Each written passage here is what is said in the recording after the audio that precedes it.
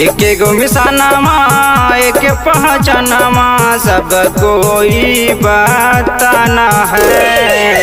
एक गो मिसानमा एक पहचानमा सब कोई बताना है। मोरल को जगाना है चाची, भारत को बनाना है। मोरल को जगाना है बहिनी, भारत को बनाना है। सबका सहारा मोरल हमारा घर घर में बताना है। सबका सहारा मोरल हमारा घर घर में बताना है। मोरल को जगाना है चाची, भारत को बनाना है। मोरल को जगाना है बहिनी, भारत को बनाना है।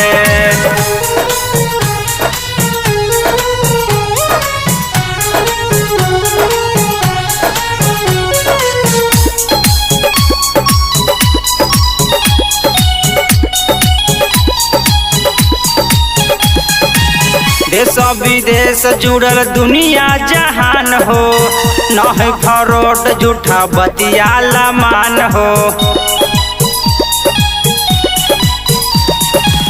देश विदेश जुड़ल दुनिया जहान हो, न है फरोट झूठा बतियाला मान हो। इसका बस है के मतलब भटकल राह दिखाना है। मोरल को जगाना है भैया, भारत को बनाना है।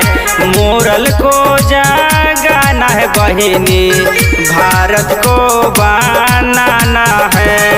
Recording by Magahiya music, Manpur block, Gaya.